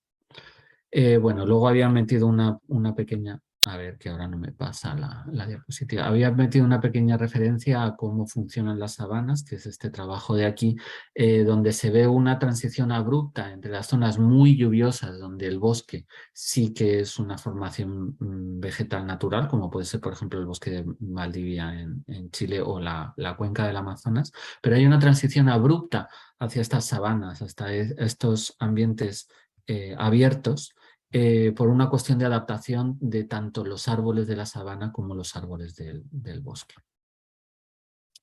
Lo interesante de aquí es que después de esta desaparición de los grandes herbívoros, aparece un manejo primero por pueblos indígenas, primero por pueblos cazadores-recolectores que queman el monte con tal de tener más herbívoros, y luego por pastores que hacen un manejo muy, muy parecido de esas zonas, y también hemos oído en la segunda presentación algo de esto, de esas similitudes, que acaban manteniendo estos mismos paisajes, porque al final el objetivo es crear pasto, ya sea para animales silvestres o para animales domésticos. Y al elevar la capacidad de carga de estos ecosistemas para soportar herbívoros, ¿no? Pero además acompañando de una fuerte diversidad, porque hay una gran variedad de plantas que en estos millones de años se ha desarrollado digamos, bajo estas condiciones de alta iluminación. La portada de Nature de esta semana precisamente trata de una prueba experimental de este factor, de cómo la luz, con unas luces artificiales, conseguían elevar la diversidad de pastizales. Y aquí también hay un elemento muy importante, y es que en estos paisajes de pastizales se acumula muchísimo carbono en el suelo, en comparación con estos bosques, ¿vale? Y esto es importante porque además en el suelo este carbono es estable y no va a ser afectado por los incendios, que es otro gran actor en todos estos millones de años desde que aparecieron estos paisajes abiertos. Entonces, bueno, esto es un trabajo que nos acaban de aceptar en una revista que va a empezar a salir ahora, donde superponemos ese bioma de Bond, ese bioma de los paisajes abiertos, digamos, con dos estados del ecosistema, a lo que tradicionalmente han sido interpretados como los biomas de la Tierra, los bosques en verde, los pastizales en amarillo. Bueno, pues resulta que hay un gran solapamiento y una gran multitud de zonas que han sido consideradas bosques cuando en realidad parece ser que es una realidad mucho más compleja. Pero lo interesante que son estos numeritos que hemos puesto aquí, son zonas donde la abundancia natural de herbívoros equivale a grandes presiones ganaderas, en torno a unos 10 toneladas por kilómetro cuadrado. Lo más interesante de todo es que hay un trabajo de ciertos investigadores rusos y también en Alaska que muestran que en estas zonas de taiga también soportarían unas cargas semejantes. En resumen, que cuando analizamos la cantidad de herbívoros que habría naturalmente y la comparamos con la cantidad de ganado que hay actualmente en la Tierra, pues resulta que en contra de lo que se ha venido diciendo, la cantidad es similar y que si hacemos un pastoreo y una ganadería sostenible, pues podríamos estar probablemente produciendo la misma cantidad de carne, de leche y de productos animales que producimos ahora. Solo que tendríamos que hacer, claro, grandes cambios en el sistema ganadero, porque si bien es verdad que está claro que esto es un diagrama de una publicación de FAO, hay grandes beneficios si el pastoreo, si la ganadería se practica bien, pues también hay grandes problemas si se practica mal. Hemos hecho algún compendio de estos beneficios, por ejemplo, en esta publicación que está en castellano, aparte de en otras lenguas, aunque luego hemos ido sacando más evidencias, como este par de trabajos sobre el rol, por ejemplo, del pastoreo móvil en mantener poblaciones de polinizadores, etcétera.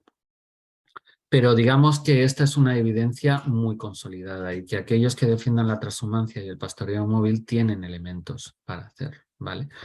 El pastoreo móvil, que además, bueno, es algo que también se puede sistematizar y que también hay elementos comunes. No voy a entrar en detalle porque consumiría todo el tiempo de la presentación, pero digamos que está muy extendido en todo el tiempo, en todo el planeta, prácticamente en todos los sitios que no son boscosos, donde en los sitios boscosos lo que pasa es que los rumiantes no funcionan bien y su abundancia es muy pequeña, pero en todos los demás sitios que, como digo, dominan la tierra, hay muchos tipos de movilidad pastoril que todos se cimientan en esa misma lógica que estaba explicando un poco María, ¿no? Bueno, esta es la clasificación de esta sistematización que he hecho.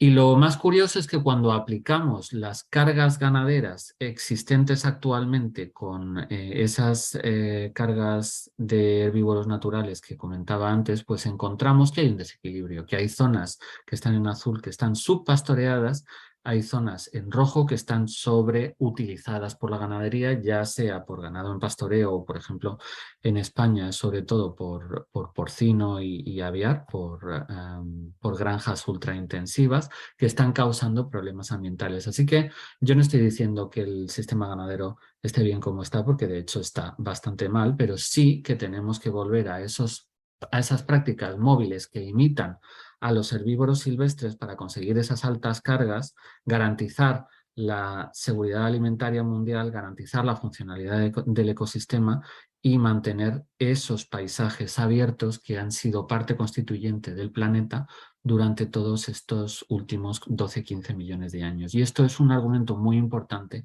para los defensores de la ganadería. De hecho, hay trabajos que confirman que la coexistencia, por ejemplo, con la gran fauna africana, que es el sitio donde se ha conservado mejor, precisamente porque el ser humano evolucionó por allí, bueno, pues allí es frecuente ver esta estampa de ñus, jirafas y ovejas coexistiendo sin problema. La coexistencia es posible incluso en algunas situaciones de sabana hasta la facilitación mutua.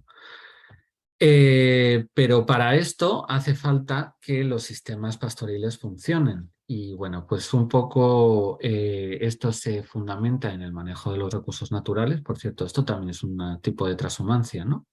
Lo que pasa es que es a una escala muy pequeña. De cuando se acaba el pasto aquí abajo, pues las cabras se suben arriba. Y esto lo he observado en varios países, en Kenia, en Marruecos, también en la zona del Chaco, en Sudamérica. Pero también depende de esas relaciones sociales de las que hablaba María, de esa confianza mutua, de esa innovación, por ejemplo, con el uso de los teléfonos móviles y también de las estrategias económicas, ¿no? Por ejemplo, del uso de razas adaptadas y también de diversificación de productos. Cuando hablamos de resiliencia no hablamos de que no haya cambio, sino de que el cambio se puede hacer mediante adaptación de las componentes de este sistema sin que el sistema se rompa. Aquí el símil de la pelota de fútbol es bastante evidente.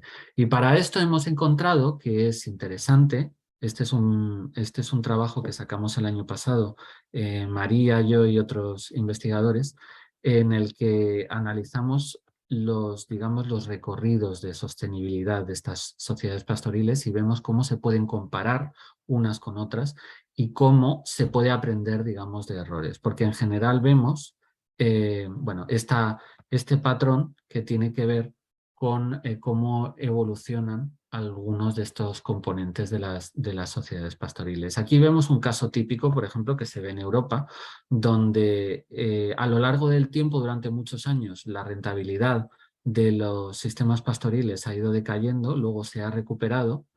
La biodiversidad también ha tenido problemas por problemas de manejo, pero luego con mejoras de las prácticas, etcétera, se ha recuperado. Y luego ha habido problemas sociales, por ejemplo, el abandono de las mujeres de las sociedades rurales. Entonces, la actitud normal es que cuando las cosas van mal, en lo más evidente, que era, por ejemplo, los ingresos, pues se actúa en este eje económico. Se ignoran los demás. Y entonces esto acaba provocando un colapso igualmente de esta sociedad pastoril. Cosa que no era evidente en un principio porque parecía que tanto ambientalmente como socialmente las cosas iban bien y digamos que esta intervención llega demasiado tarde como para poder recuperar todo lo demás, no se sigue en esta área crítica. El sistema se rompe. Sin embargo, se puede hacer una intervención mucho más efectiva si se prevé esta situación, si se hace una intervención holística, ¿no? En los tres ejes, digamos, y así se evitan estas zonas críticas. ¿Qué se evita con estas zonas críticas? Pues, por ejemplo, extinción de especies en el área ambiental o, por ejemplo, en el área social, pérdida de conocimiento tradicional clave para el mantenimiento de estas sociedades. Y ojo que las sociedades pastoriles pueden colapsar y colapsan. De hecho, yo he hecho un postdoc en la Universidad de Helsinki y en Finlandia el pastoreo al sur del país ha colapsado. O sea que no es algo que vaya a estar siempre, que es algo que parece que a veces los políticos cuentan con ello. Bien, y aquí, como digo, el sistema es capaz de adaptarse. Para aprender sobre esto es fundamental desarrollar una serie de indicadores que tienen que recoger tanto el presente como los momentos históricos recientes como los momentos históricos más lejanos. Y esto es complejo, pero bueno, se puede lograr. También he incluido aquí el enlace a no solo al trabajo donde desarrollamos esto, sino también a un artículo en el diario El País en España que hace un pequeño resumen sobre esto. Igualmente también en la animación esa que ponía sobre los herbívoros, eso es un vídeo que hemos sacado para cuando la gente pueda ver el vídeo de la presentación después.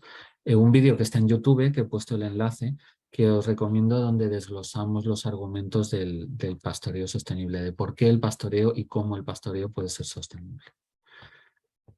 Bien. Luego un asunto muy importante que tocábamos en este trabajo también es cómo un análisis que no es multidisciplinar puede llevar a error a la hora de interpretar datos sobre el pastoreo. Por ejemplo, los grandes cuernos del vacuno africano en las zonas más húmedas. Siempre se ha interpretado como una obsesión de los pastores por tener vacas más vistosas, más bonitas, más grandes. Bueno, pues cuando se introducen factores de fisiología de los que no son muy duchos los antropólogos, pues se ve que estos cuernos son fundamentales para disipar el calor en zonas donde no es nada fácil precisamente por esa humedad. O por ejemplo la degradación de pastos. Siempre se ha intentado explicar desde una perspectiva ambiental cuando hay perspectivas económicas que lo explican mejor, como por ejemplo la introducción de forrajes, o sea, la introducción de cereal que incrementa la acidosis del rumen, incrementa la demanda de fibra por parte de los animales, y que es ahí donde habría que actuar y no en el manejo, no tanto en el manejo de los pastos. O patrones económicos, que son los que se aplican en los análisis de ciclo de vida, de análisis de la huella ambiental de los productos ganaderos, se olvidan de perspectivas ambientales, como por ejemplo que los herbívoros silvestres y los herbívoros domésticos están ocupando un nicho semejante. Aquí la transdisciplinariedad, porque también incluye a los pastores en sí mismos como partícipes del proceso, es fundamental para entender estas cuestiones. Y ya por resumir, porque ya llevo más de 20 minutos, aunque Matías no me ha dicho nada, muchas gracias. Te iba a decir ahora, sí.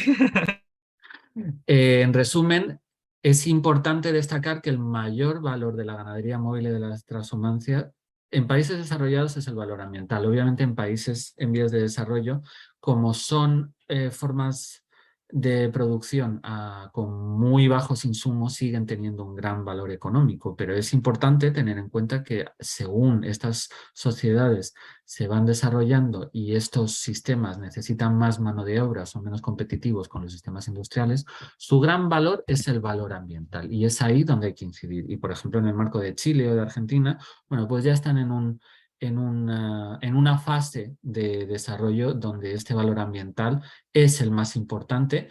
Y es importante resaltar que pese a que las ovejas o las cabras no sean herbívoros del continente americano, sí, gracias a esas prácticas culturales, sí son capaces de generar unos impactos positivos en el paisaje similares a esos grandes herbívoros que han desaparecido. Luego hay que saber generar ingresos con ese valor, esa transformación de productos de la que hablaba, y que hay que asociar ese valor ambiental, ¿no? El mercadeo de nicho. Y también es muy importante lo que hablaba de estas crisis sociales, evitarlas con el relevo generacional, probablemente con la incorporación de gente del ambiente urbano en los sistemas de producción pastoriles, y además con dejar ese desarrollo endógeno de las comunidades pastoriles y dejar espacio a iniciativas novedosas que pueden revolucionar mucho la situación. Y bueno, tendría mucho más que contar, pero como hay que restringirse al tiempo que nos habéis dado, pues muchas gracias por vuestra atención. Sí, muchísimas gracias, Pablo. Perfecto, y con eso concluimos las 4 presentaciones y pasamos a la parte en que el público ha generado algunas preguntas. Por ejemplo, Viviana Vilá en el chat dice, pregunta para Nanette. La llama también da cuero, grasa y sebo, no solo fibra y carne. La diferencia entre especies es clara en origen, tamaño y en la cuestión de la leche. ¿Acaso el cambio de camélidos, pregunta si es que realmente eran llamas, por cabras, no es una imposición colonizadora? ¿Está extinto el ganado de camélidos en la zona? Bueno, yo puedo dar referencia a la zona del Choapa. Efectivamente hubo una sobreexplotación del recurso cuando llega el colonizador y extinguieron incluso una especie que había que se llamaban hueques, los hueques, que eran una especie de camélido, bien lanudos, se extinguieron prácticamente, pero hay registros de la memoria, ¿cierto?, de los mapuches y algunos registros coloniales que hablan de esos camélidos. En esta zona se extinguieron las llamas y lo que hay son guanacos. Como hay una ley de protección de guanacos, bueno, aquí la Sol es experta en ese tema y sabe que hay una, digamos, una población importante de guanacos al cual se le extraía la lana. Y la gente todavía hila lana de guanaco, eso sí, ¿ya? Pero no tengo registros de hacer otros usos como consumo de carne o grasa, ¿cierto?, del guanaco. No hay registros de esos, al menos acá. Solo uso con fines utilitarios para la fabricación de artesanía. ¿Mm?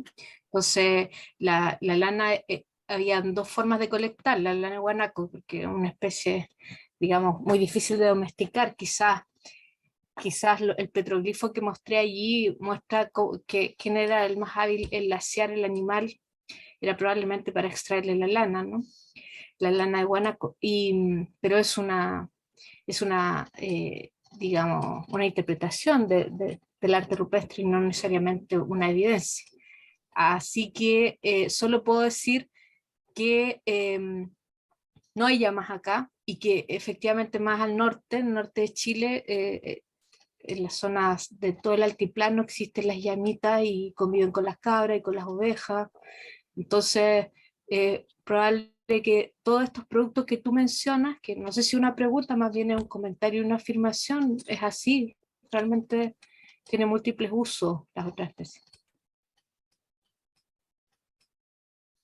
Perfecto, muchísimas gracias, Nanette.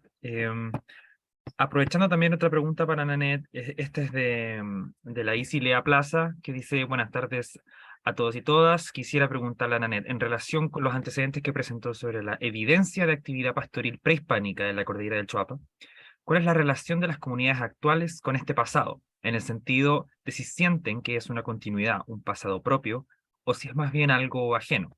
Muy interesante el trabajo, muchas gracias por la presentación. Bueno, gracias por tu pregunta. Solo puedo decir que no adscriben necesariamente las comunidades del Choapa a un pueblo indígena reconocido por el Estado, a pesar de que viven, como hace 500 años, recorren senderos y rutas demarcadas y delimitadas por arte rupestre, que es la evidencia arqueológica que hay, ¿cierto?, en esos senderos. Por lo tanto, hay una continuidad cultural en términos de la memoria, ¿ya?, de la herencia cultural por línea materna. Lo aprendí de mi abuelita. O sea, en el relato es permanente tanto en hombres y mujeres. Escuchar, aprendí de mi abuelita, aprendí de mi mamá, aprendí siempre en el femenino, hacia atrás. Por tanto, hablamos de generaciones de familias que responden a un patrón cultural y a ocupación de espacios culturales en altura con evidencia arqueológica. Y más aún, la evidencia que puedo, digamos, señalar es que los apellidos de estas familias tienen origen picunche, aymara y dieguita. Perfecto, muchísimas gracias. Entonces, la siguiente es una pregunta para Jorge, y dice que en su presentación usted dice que las personas mantienen la actividad ganadera más allá de esta lógica economicista, y la pregunta es si los jóvenes sostienen estas ideas, o solo es una continuidad de algo antiguo, pero no una lección de vida de los jóvenes cuando piensan su futuro. Sí, gracias por la pregunta. La verdad que uno puede responderlo desde la observación. No hay, por lo menos no puedo verificarlo de manera certera. Las generaciones mayores en general han hecho todo lo posible por presiones del Estado y de la sociedad para que los jóvenes se integren a la vida moderna y no vivan las penurias y la vida dura que han vivido ellos. A pesar de eso mismo, hemos visto durante los últimos años una, eh, una suerte de revalorización, también no sé si lo si alcancé a mencionarlo, se terminó la comunicación al final, de jóvenes de las comunidades que comienzan a tomar algún grado de agencia y de protagonismo en las dinámicas de las comunidades, no necesariamente con el pastoreo o con la ganadería de manera directa. Mi presentación tenía que ver más bien con el soporte comunitario más que con las actividades propiamente tales. Las actividades ganaderas de alguna manera participan en ese soporte, en esa soberanía y en esas actividades de resiliencia. Y en ello creo observar o creemos observar en los jóvenes, en las nuevas generaciones, una disposición positiva a, a retomar o a tomar algún grado de participación o de incidencia en la vida comunitaria, incluyendo en algunos casos las actividades ganaderas, en otros no, pero ciertamente creo que no hay una oposición de los jóvenes a esa ganadería, sino que hay una valorización. Es cierto que la continuidad de las actividades ganaderas implica en una dedicación que es probable que no sea muy compatible con la vida joven, pero sí hay una valorización y eventualmente hay algunos jóvenes, de hecho, se observan en la veranada y en las actividades de las comunidades, presencia relevante de aprendices, de jóvenes, se mantiene esa dimensión, pero habría que estudiarlo en específico la pregunta y creo que hay indicios positivos de aquello, pero no puedo certificarlo de manera absoluta. Muchísimas gracias, Jorge. Y conectando el tema de jóvenes, hay una pregunta que salió ahora que dice que es para Pablo, que dice, me ha llamado la atención en el modelo del colapso por la sustentabilidad económica, si ocurre con el abandono de la mujer solamente o los jóvenes también, quizás en búsqueda de mejores perspectivas en otro lugar, y si este lugar es la ciudad. Sí, bueno, creía que no iba a dar tiempo, así que le estaba preparando una respuesta. Los jóvenes también evidentemente son parte de esta, o sea, el éxodo de jóvenes también evidentemente es parte de esta crisis rural, digamos, pero en mi opinión yo creo que es un proceso más natural que se ve en los jóvenes, en el sentido de que ya no esperamos que la población se encaje en gremios como pasaba en la Edad Media, ¿no? Que el hijo del zapatero se dedicaba también a hacer zapatos y ni a lo mejor que el hijo del empleado de banca se dedique a la banca.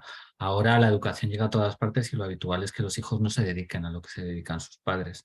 Y con los ganaderos no tiene por qué ser diferente. Creo que ahí tenemos que ser más abiertos y establecer marcos donde la gente de las ciudades, que al final es donde vive más gente, se pueda incorporar a las sociedades rurales y a las actividades rurales. Y en eso he de decir que, al menos en Europa, se está fallando estrepitosamente, porque todos los marcos legislativos de ayudas, etcétera, están pensados para los hijos de los ganaderos y no para el establecimiento de los neorurales.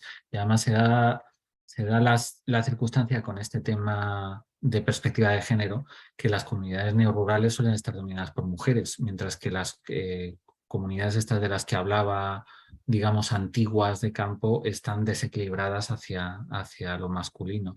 Entonces, sería mucho más inteligente desde el decisor político el facilitar esta incorporación de gente neorural.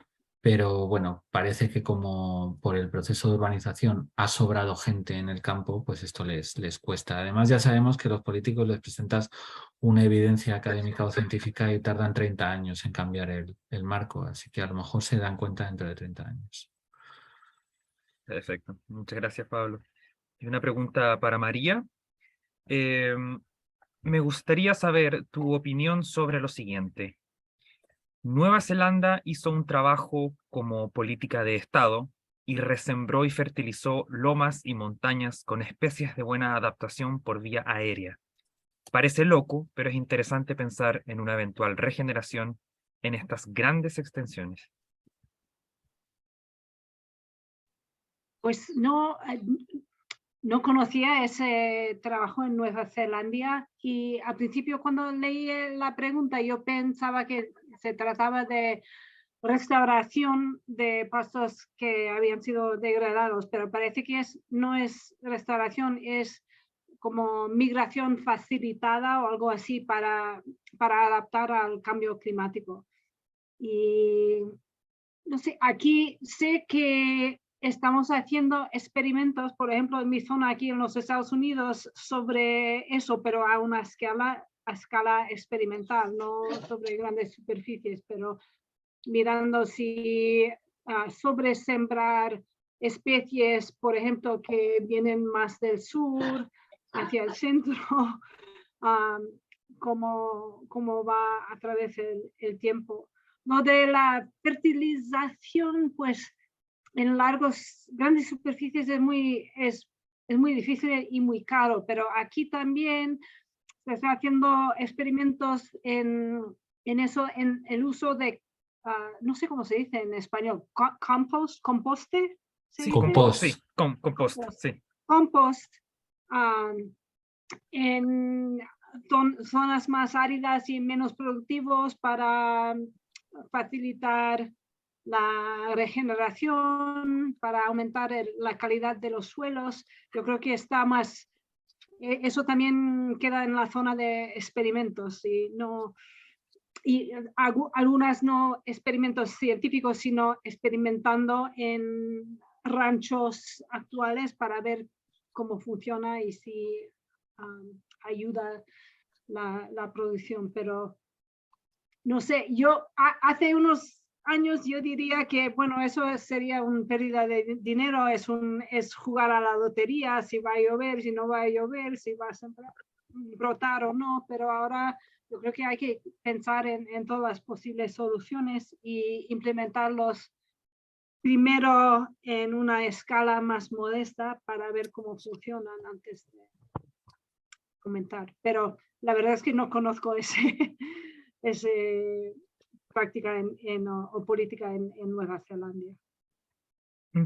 Muchas gracias, María. Sol. Sí, gracias Matías. Y gracias también por sus respuestas. Yo quería invitar también a quienes estén presentes, miembros de comunidades ganaderas o transhumantes que están en el público, por si quieren activar el micrófono, quieren comentar algo. Veo que Fernando Iglesias tiene la mano alzada, así que por si le pueden activar el micrófono, por favor. Gracias. Muchas gracias, Solange. Muchas gracias al equipo Coexiste Ya Está y a estos grandes invitados que tenemos, expositores, ¿no? Qué lujo tener esta charla. Así que agradecerle a todos y todas por este espacio. Me parece interesante este intercambio entre hemisferios, ¿no? Norte-sur, y perspectivas también. Y hay una transición no solamente de hemisferios, sino también una lógica histórica. Me tocó estar hace poco en Cameros, en La Rioja, donde lo único que encontramos de pastores transhumantes fueron las esculturas de los pastores, y ya no están, se extinguieron, desafortunadamente. Y efectivamente fue reemplazado por pinos o por monte, lo que antiguamente fueron pasturas. Eso está pasando hoy día en Chile Central, está avanzando hacia la Patagonia, y bueno, en Mongolia quizás está un poquito menos, está todavía más vivo la transhumancia como una forma cultural de facto, ¿no? Sin embargo, en Chile, volviendo al caso acá, pareciera ser interesante, comparto con Pablo, que un político demora 30 años en entender la evidencia científica, pero son 30 años de mostrarle datos cada año, ¿no? Porque hay que mantener el esfuerzo. Sin embargo, da la tensión que ocurre hoy día, no solamente políticos, sino también instituciones técnicas, en el caso de CONAF, por ejemplo, que está a cargo de áreas de conservación, a cargo de nuestro Sistema Nacional de Áreas Protegidas, donde todavía sigue siendo vista la ganadería extensiva y transhumante como una amenaza tremenda a la conservación. Yo me ha tocado trabajar como investigador en la Patagonia y en zona central, en Parque Andino Juncal, que hay varias fotitos ahí que mostró Jorge. Desafortunadamente hace varios años me tocó ser quien tomó la decisión de sacar a los ganaderos, a las comunidades crianceras del parque, por ignorancia y porque la literatura en realidad en conservación dice que conservación y ganadería no son compatibles. Eso es lo que este día se ha expandido y está instalado en los personajes técnicos de estas instituciones administradoras de áreas protegidas. Cuando fundamos el Consejo Consultivo de Río Clarillo, junto a los arrieros de acá de Pirque, en proceso de creación del primer parque nacional que está cerca de Santiago, la capital de Chile. Hemos tenido este debate hasta ahora y finalmente ganó esta visión de que la ganadería no es compatible con la conservación. Entonces ahora sí viene mi pregunta, y quizás es una pregunta para todos, pero aprovechando que tenemos también expositores de fuera de Chile, ¿qué experiencia creen ustedes que sería interesante sumar al debate, o cuál sería la forma de presentar en el debate público y especialmente con estas instituciones de gobierno respecto al valor no solamente cultural de la ganadería transhumante, sino también el rol que puede jugar la herbivoría en la regeneración y mantención de ecosistemas, especialmente en el caso mediterráneo de Chile, donde todavía sigue siendo visto como una amenaza, y desafortunadamente no hay suficientes datos para decir esta vega, esta veranada ha tenido 300 o 500, y si sumamos las tropas de llamas, quizás 10.000 o 7.000 años de uso en algunos casos. Entonces, ¿cómo se plantea que el mantener comunidades de herbivoría tradicionales es también parte de los objetos de conservación? Eso, y sin tener que estar 30 años ojalá peleando con políticos y para que se logre. Y de nuevamente muchas gracias, perdón lo largo de la pregunta.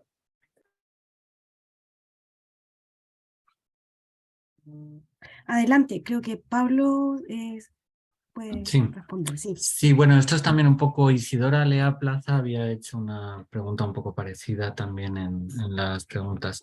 Mi experiencia es que esto se trabaja desde luego con mucha información y con una acción coordinada de todos los actores que estén en torno a estos sistemas.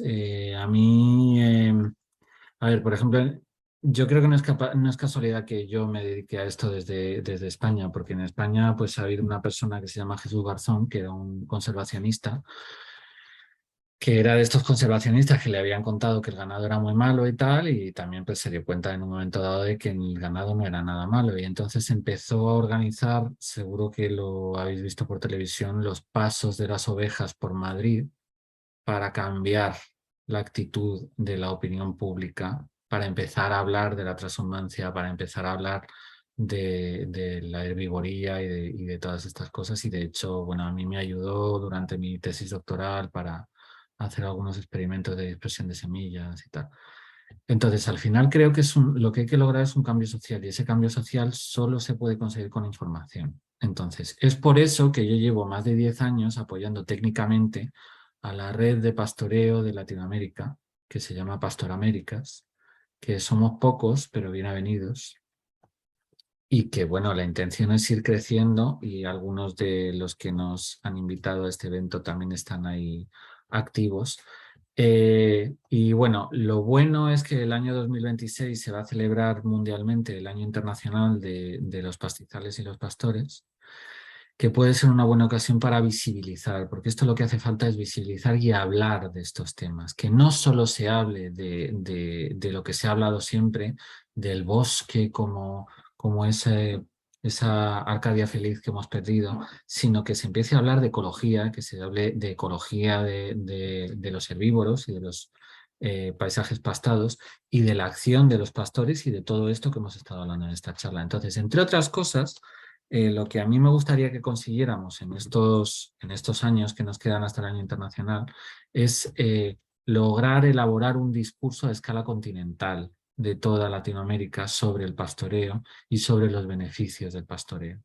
Y que no solo es un beneficio ambiental, sino que este beneficio ambiental se apoya en un socioecosistema, que son las gentes, los saberes de esas gentes, y existe ese sistema social y económico que mantiene todo ese tinglado, y que si no está, tenemos problemas de incendios, porque por ejemplo Chile es conocida por los problemas de incendios que ha habido como en casi todas las zonas mediterráneas, y se habla mucho del cambio climático, como que hace más calor y por eso hay más incendios.